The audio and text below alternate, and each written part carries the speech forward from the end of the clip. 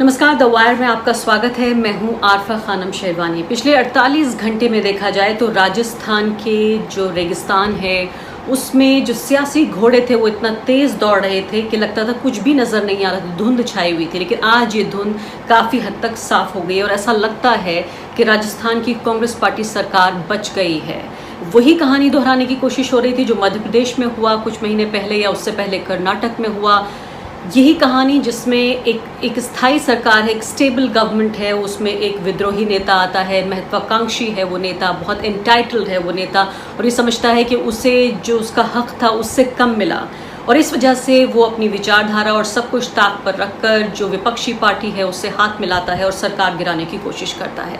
वैसा ही कुछ हुआ राजस्थान में, जहां सचिन पायलट जो कि जिनके पास 2 मंत्रालय हैं राजस्थान में, इसके अलावा वो उप मुख्यमंत्री भी हैं, इसके अलावा ख़ानदानी तौर पर वो कांग्रेस पार्टी के साथ रहे हैं, राहुल गांधी के करीबी दोस्त भी माने जाते हैं। उसके बावजूद भी उन्होंने ये कहा कि उनके पास 30 एमएलए हैं कम से कम जो अशोक गहलोत जो राजस्थान के मुख्यमंत्री हैं उनके साथ नहीं हैं बल्कि सचिन पायलट के साथ हैं। और अगर देखा जाए पूरा जो नंबर्स का जो आंकड़ों का गणित है अगर हम देखें तो 22 सिर्फ एमएलए चाहिए जिसमें कि सरकार गिर सकती है अशोक गहलोत की। उन्होंने कहा 22 नहीं बल्कि उनके पास 30 हैं, यानी कि कम से कम उनके पास अगर ये स्ट्रेंथ नहीं थी कि वो नई सरकार बना सकते, लेकिन कम से कम इतनी स्ट्रेंथ जरूर थी कि जो कांग्रेस पार्टी की सरकार थी वो गिर जाती और शायद वो कहानी रिपीट हो जाती जो मध्य प्रदेश में हुआ, जिसमें ज्योतिरादित्य सिंधिया को मुख्यमंत्री नहीं बनाया गया, केंद्र में कोई मंत्री पद भी अभी तक नहीं दिया गया, लेकिन कम से कम वो अपना बदला लेने में कामयाब हुए कि उन्होंने कमलनाथ की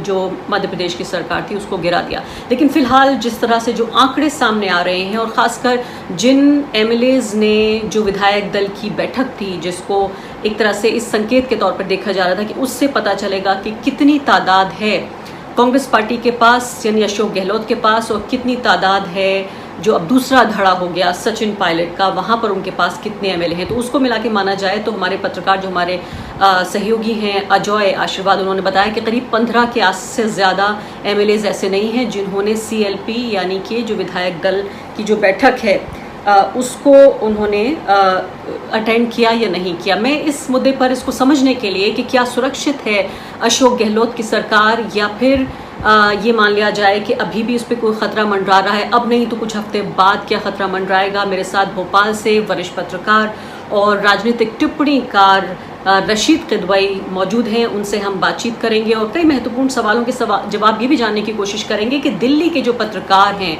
वो जिस तरह से समझते हैं कि वो सरकारें बना रहे हैं, बिगाड़ रहे हैं, या उनकी ट्वीट से उनको जितने रीट्वीट मिलते हैं उसकी बुनियाद पर सरकारें चलती हैं, उनकी बुनियाद पर देश की सियासत चलती है। कहीं ना कहीं ये उनका जो गुमान है, जो उनका गुरूर है, वो उसको तोड़ते हुए भी हम या उसके टूट जाने की जो तस्वीर है उसको भी हम देख रहे हैं। इसके अलावा जो एक नया टसल जो पिछले कई साल में देखने को मिला है और अब और ज़्यादा गहरा हो रहा है, वो टसल है, वो जंग है जो ओल्ड गार्ड और न्यू यानी कि पिछली जो राजनीति है, पिछली जो पीढ़ी की राजनीति है वो जिसमें कमलनाथ या अशोक गहलोत या दिग्विजय सिंह जैसे नेता हैं, और नई पीढ़ी जो उतनी नई भी नहीं है लेकिन उसके बावजूद भी इनसे कम से कम इनकी उम्र काफ़ी कम है। सचिन पायलट का हम जिक्र करें या ज्योतिरादित्य सिंधिया का हम जिक्र करें कि ये महत्वाकांक्षी युवा नेता हैं जो ये समझते हैं कि उनको ज़्यादा एंटाइटलमेंट है, उनकी योग्यता, उनका हक ज़्यादा है। लेकिन एक खेमा ज़रूर ऐसा है जो ये समझता है कि सचिन पायलट की जो शिकायत है कांग्रेस पार्टी से वो जायज़ है कि इन दोनों मंत्रालयों के होने के बावजूद भी, उनके उप मुख्यमंत्री होने के बावजूद भी सरकार में उनकी सुनवाई नहीं थी और उनको कहीं ना कहीं ह्यूमिलिएट करने का या उनको अपमानित करने का काम कर रहे थे अशोक गहलोत। क्या अगर इन आरोपों में सच्चाई है तो ये देखा जाना आला कमान का ये फ़र्ज़ है कि सोनिया गांधी और राहुल गांधी इस बात को ज़रूर नज़दीक से देखें कि क्या वाकई ऐसा हो रहा है। लेकिन ऐसा लगता है कि फ़िलहाल अभी जो ये पूरा खेल महाराष्ट्र में हमने देखने की कोशिश की, उसके बाद हमने यहाँ देखा राजस्थान में कि जो ओल्ड गार्ड है, जो पुराने सियासत के घोड़े हैं, उनका जो तजुर्बा है शायद वो ज़्यादा काम आ गया है। फ़िलहाल कहीं ना कहीं ज़्यादा ह्यूमिलिएटेड नज़र आ रहे हैं, ज़्यादा शर्मिंदा नज़र आ रहे हैं सचिन पायलट उससे पहले कि जब इन्होंने ये पूरा घटनाक्रम, ये पूरा खेल शुरू हुआ। क्योंकि अब किस तरह से वापस लिया जाएगा सचिन पायलट को, या उनके खिलाफ कार्रवाई की जाएगी कि पार्टी से उनको निकाला जाएगा, या किस तरह से पूरा घटनाक्रम होगा, तो ये आने वाले दिनों में देखने को मिलेगा। लेकिन फिलहाल ऐसा ज़रूर लगता है कि जो सरकार है वो बच गई लगती है। तो हमारे जो सोर्सेज हैं वो बता रहे हैं कि 3 कम से कम ऐसे लोग हैं कांग्रेस पार्टी में पुराने तजुर्बेकार नेता, जिसमें अहमद पटेल हैं, सोनिया गांधी के राजनीतिक सलाहकार, इसके अलावा KC Venugopal general secretary Congress party के, और अविनाश पांडे जो कि AICC के इंचार्ज हैं राजस्थान के। इन तीनों ने मिलकर इस पूरी आग को बुझा दिया। राजस्थान में जो पूरा एक तूफान आ गया था, रेत का जो तूफान था, उसमें पानी डालकर उसे कहीं ना कहीं कम करने की या ख़त्म करने की कोशिश की। लेकिन सवाल ज़रूर बनता है सचिन पायलट से, वो ये कि वाकई यही आपकी विचारधारा है कि पहले ही राष्ट्रीय स्तर पर बिल्कुल सिमट रही है Congress party, grand old party जिसे कहा जाता है, वो पार्टी जो देश का जो आज़ादी का आंदोलन था उससे उपजी हुई पार्टी, जिसने सबसे ज़्यादा देश पर अब तक राज किया, जिसको सबसे ज़्यादा तजुर्बा होना चाहिए सियासत करने का, कि उस पार्टी को जो हम सिमटता हुआ देख रहे हैं। और देश में जो लोकतंत्र है वो विपक्ष और सत्ता पक्ष दोनों से मिलकर चलता है। विपक्ष धीरे धीरे कमज़ोर हो रहा है, सत्ता पक्ष और ज़्यादा ब्रेजन नज़र आ रहा है। उस सब के बावजूद भी अपनी ही पार्टी की एक स्थायी सरकार को अपनी महत्वाकांक्षा के लिए उन्होंने लगभग गिरा दिया या इतना कमज़ोर कर दिया। क्या पार्टी में कोई ऐसा इंटरनल फोरम नहीं है, कोई ऐसी जगह नहीं है जहां वो ये मुद्दों को उठा सकते हैं? और अगर वाकई उनकी शिकायत जायज़ है कि उन्होंने उठाने की कोशिश की और उनकी बात नहीं सुनी गई, तो ये पार्टी जो आलाकमान है और जो केंद्रीय नेतृत्व है, ये उसके ऊपर सवाल है। सोनिया गांधी और राहुल गांधी पर सवाल है कि क्या पार्टी का ऐसा नेता जो कि कमिटेड नेता था और एक महत्वपूर्ण पद पे था, क्या खुद ही अपनी सरकार को गिराने पर मजबूर हुआ? क्या उसे मजबूर क्यों किया गया? मेरे साथ रशीद किदवई मौजूद हैं भोपाल से, वरिष्ठ पत्रकार और राजनीतिक टिप्पणीकार, कांग्रेस पार्टी पर कई दशकों से लिखते रहे हैं, रिपोर्टिंग करते रहे हैं, रहते भोपाल में हैं, लेकिन देश की पूरी खबर रखते हैं और ख़ासकर कांग्रेस पार्टी के खेमे में क्या कुछ चल रहा है उनके पास जानकारी रहती है। रशीद किदवई साहब, मेरा पहला सवाल आपसे यही है कि अभी जैसा लग रहा है कि ये पूरा जो गुबार था, पूरा ये तूफान था, ये थम गया लगता है, क्या आप सहमत हैं इस बात से? देखिए, मोटे मोटे तौर पर ये महत्वाकांक्षाओं का मामला है। सचिन पायलट जो प्रदेश अध्यक्ष भी हैं, उनके मुख्यमंत्री हैं, उनको तवज्जो नहीं दे रहे हैं। उनके जो खास लोग होते हैं उनको ट्रांसफर पोस्टिंग में उनका ध्यान नहीं रख रहे हैं। जो PWD मिनिस्टर हैं, फीता काटना होता है, फीता काटने को नहीं मौका मिल रहा है। और जो पोस्टर लगाए जाते हैं राज्य में, वो पोस्टर्स में उनका फोटोग्राफ नहीं होता है या छोटा कर दिया जाता है। तमाम ऐसे मुद्दे हैं जो कोई बहुत बड़े पगड़े मुद्दे नहीं हैं, लेकिन अफसोस की बात यह है कि कांग्रेस हाईकमान इसमें बीच में दोनों के बीच में मध्यस्थता नहीं कर पाया और वो बात इतनी आगे तक बढ़ गई कि करीब करीब सरकार जाते जाते बची है या सरकार मतलब टूट के करार पर है। रशीद साहब, दो तरह की तस्वीरें उभर कर सामने आ रही है। एक तस्वीर ये है कि अच्छी भली स्टेबल गवर्नमेंट है राजस्थान में, जिसको सचिन पायलट अपनी महत्वाकांक्षा की वजह से उसको गिराने की कोशिश कर रहे हैं। दूसरी बात ये भी हो रही है कि मध्य प्रदेश की तर्ज पर या कर्नाटक की तर्ज पर जो MLAs हैं उन्हें घूस देकर एक नेता तैयार किया जाता है कि बाकी MLAs को वो इकट्ठा करे और बाकी जो है वो MLAs जो है वो घूस की बुनियाद पर, लालच या डर की बुनियाद पर आगे बढ़ते हैं और सरकार पलटने का काम करते हैं, एक स्थायी सरकार। क्या ये तस्वीर ऐसी देखी जाए जिसमें एक बाहरी ताकत, जिसको इस मामले में BJP एक बाहरी ताकत है, मध्य प्रदेश में देखा, उससे पहले कर्नाटक में देखा, हमने गोवा में भी देखा, क्या ये उसी की तर्ज पर है या आपको उसको सिर्फ कांग्रेस पार्टी के अंदर का खेल आप मानते हैं? देखिए, राजस्थान का एक अपना खुद किस्सा है और तो कांग्रेस की वो अंदरूनी राजनीति का हिस्सा है। दरअसल बात यह है कि सचिन पायलट और अशोक गहलोत में बड़ी तनातनी है। मीटिंग में वो एक दूसरे को ठीक से मुखातिब भी नहीं करते। सचिन पायलट का इल्जाम यह है कि उनके विधायकों को कोई तवज्जो नहीं दी जा रही है, उनके डिपार्टमेंट का कोई काम नहीं होता है, ट्रांसफर पोस्टिंग में उसकी राय नहीं ली जाती है, फीता काटने को उनको इजाजत नहीं है, पोस्टर में उनकी तस्वीर नहीं छपती है। बहुत ही जो छोटी चीज बातें लगती हैं लेकिन वो किसी भी नेता को परेशान कर सकती है। तो ये तमाम मामले हैं। भाजपा जो है वो इंतजार में है, पक्का पक्का खाना चाहती है। उसे लगता है कि तो सचिन पायलट को भाजपा जो है बिल्कुल सब कुछ करने को मौका दे रही है कि वो पर्याप्त नंबर ले आए और उनको मुख्यमंत्री का आश्वासन भी नहीं दे रही है और केंद्र में मंत्री बनाने की बात चल रही है। लेकिन सचिन पायलट भी देखिए, वो और सिंधिया में फर्क है। सिंधिया का परिवार, उनकी दादी जो थी वो हिंदू महासभा और विश्व हिंदू परिषद और जनसंघ RSS सबसे जुड़ी हुई थी और उनका एक मुकाम था, वो भारतीय जनता पार्टी के संस्थापक भी थी और पूरा मतलब सिंधिया का एक DNA में कहा जा सकता है कि राइट विंग पॉलिटिक्स रही है।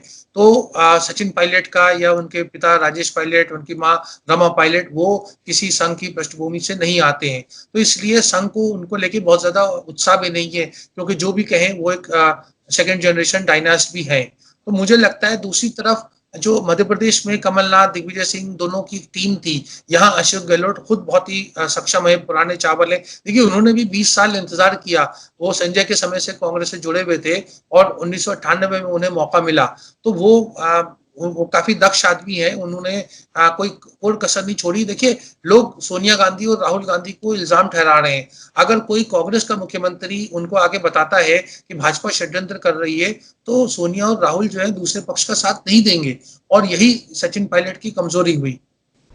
लेकिन इसमें आप कह रहे हैं कि अब बाकी लोग भी इस बात को सजेस्ट कर रहे हैं कि एक तरह से गद्दार या एक ट्रेटर की तरह नहीं देखा जाना चाहिए सचिन पायलट को। उन्होंने बहुत मेहनत की इस चुनाव में, और जो जीत हासिल हुई कांग्रेस पार्टी को, 107 एमएलए उनके बने, इसमें एक बड़ा हिस्सा सचिन पायलट का है। तो सचिन पायलट को जो उनका ड्यू था, जो उनको मिलना चाहिए था, वो नहीं मिला, और उनकी जो शिकायत है वो जायज है।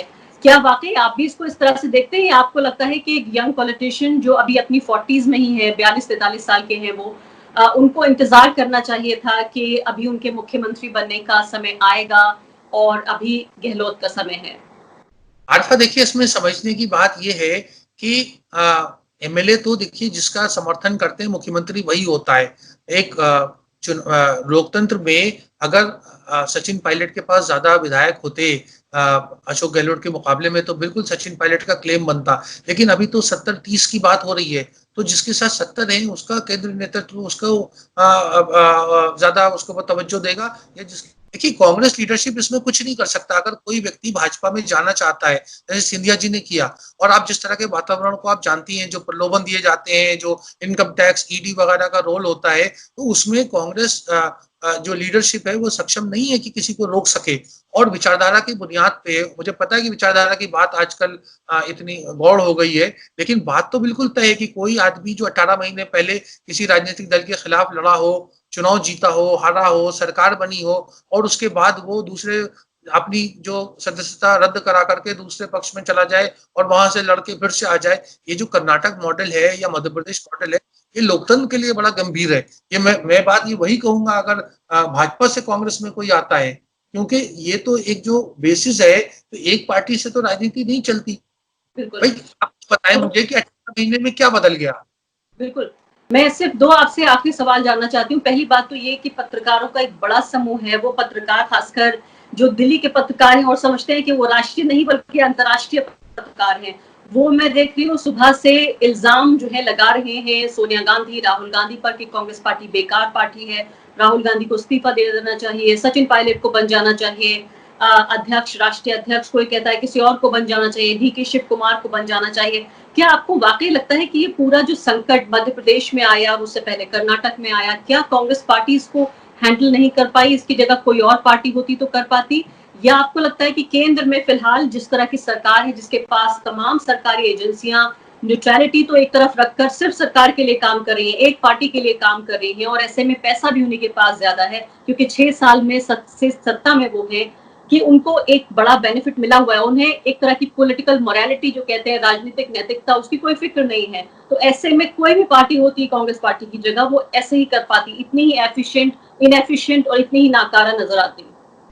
अरफा देखिए बात ये है कि सोनिया गांधी तो कांग्रेस की सबसे ज्यादा 1998 से कांग्रेस अध्यक्षा है, अभी भी है, तो उनकी जो काम करने की शैली में जो कमी है, या जो हम कहते हैं गैप है, या जो प्रश्न उठाए जा रहे हैं, या राहुल गांधी भी सक्रिय राजनीति में 2004 से हैं, कोई हमें ये बताए कि ये समस्याएं कब शुरू हुई? 2004 से 14 तक कांग्रेस पार्टी सत्ता में रही, तब तो कोई कांग्रेस पार्टी छोड़ के नहीं गया कि राहुल गांधी का काम करने का तरीका अच्छा नहीं है, सोनिया गांधी को जो है काम करने की समझ नहीं है, वो मिलती जुलती नहीं है, दरवाजा कर देती है। ये आरिफा ये बताइए कि जब से कांग्रेस विपक्ष में आई है 14 से, तब से क्यों कांग्रेस जन जो है वो छोड़ के दूसरे दलों में जा रहे हैं? बात है कि प्रलोभन दिए जा रहे हैं, और कांग्रेस के कुछ नेता जो है, चाहे वो युवा हो या दूसरे हो, अपना खुद आत्मविश्वास, आत्मसम्मान खो बैठे हैं। उन्हें लगता है कि जिस तरफ हारा आ रहा है उधर ही जाए और उधर उनकी पूछ परख होगी। वो ये नहीं जानते कि राजनीतिक सभ्यता सब जगह एक जैसी होती है, कुछ दिनों बाद वहां भी जाके उन्हें समस्याएं होंगी। आखिरी सवाल कि अब सचिन पायलट का क्या होगा? वो तो राहुल गांधी के बड़े नजदीक बताए जाते थे कि जो युवा नेता हैं, जितिन प्रसाद, सिंधिया, राजेश पायलट, सचिन पायलट, ये सब एक तरह से दोस्त भी माने जाते थे। उमर अब्दुल्ला का नाम भी उसमें एक शामिल है कि यंग लोग जो कि 50 साल से नीचे की उम्र के लोग हैं, राहुल गांधी के करीबी दोस्त भी हैं और साथ में जो है वो पॉलिटिक्स भी करते हैं। उनमें से एक व्यक्ति अगर ऐसा काम करता है और वो पार्टी के बिल्कुल मर्जी के खिलाफ जाता है कहीं ना कहीं, तो क्या मुझे बताइए अब सचिन पायलट का क्या भविष्य बचा? देखिए, आपने जितने नाम गिनाए, जितिन प्रसाद, उमर अब्दुल्ला, सचिन पायलट, ज्योतिरादित्य सिंधिया, ये सब डायनास्ट हैं। ये इनके बाप दादा सब सक्रिय राजनीति में रहे और लाभ रहे। आप जब युवाओं की बात करती हैं तो उनका भी स्मरण करें एक मिनट के लिए, जो हजारों लाखों जो कांग्रेस से जुड़े हुए हैं, जिनको कभी कांग्रेस के सदस्य होने के बावजूद कभी विधायक बनने का या लोकसभा चुनाव लड़ने का मौका नहीं मिला। मैं बार बार कहता हूं कि कांग्रेस के शीर्ष नेतृत्व में बहुत कमी है। राहुल गांधी को सुधार करना चाहिए, लेकिन हम सिर्फ फैशन के तहत, मतलब जो अच्छा दूसरों को अच्छा लगे उसको कहने के लिए हम यथार्थ और सत्य को तो नहीं भुला सकते हैं। जी, तो बहुत बहुत शुक्रिया आपका रशीद तिब्बई साहब। यानी आप ये कह रहे हैं कि अब सचिन पायलट का भविष्य जो है वो पूरे तरीके से आप कोई पुष्टि नहीं कर सकते कि अब उनका क्या होगा, कांग्रेस पार्टी में वापस जाएंगे, अपनी पार्टी बनाएंगे। उन्होंने ये भी कहा है कि बीजेपी में जाने के लिए वो यहाँ नहीं आए। आप भी इस बात पे मोहर लगा रहे हैं कि उनका परिवार ऐसा नहीं है जो संघ परिवार के साथ अपने को सुविधा में पा सके, कंफर्टेबल हो सके। तो आने वाले कुछ घंटे या कुछ दिन जो है वो काफी अहम होंगे। जी बिल्कुल, मुझे लगता है सचिन पायलट कांग्रेस में ही रहेंगे और अब जब हालात सुधर जाएंगे तो कोई रास्ता भी बीच का निकाला जाएगा कि या तो अशोक गहलोत जो है अपने कार्यशैली में बदलाव लाएं या सचिन भी थोड़ा सा लचीला रहे। मुझे लगता है कि सचिन कांग्रेस में ही रहेंगे आने वाले समय में। जी, बहुत बहुत शुक्रिया आपका रशीद साहब। द वायर के और वीडियोस देखने के लिए सब्सक्राइब करें और बेल आइकन पर क्लिक करें। स्वतंत्र पत्रकारिता की आर्थिक मदद करने के लिए डिस्क्रिप्शन में दिए गए लिंक पर जाएं और अपनी राशि चुनें।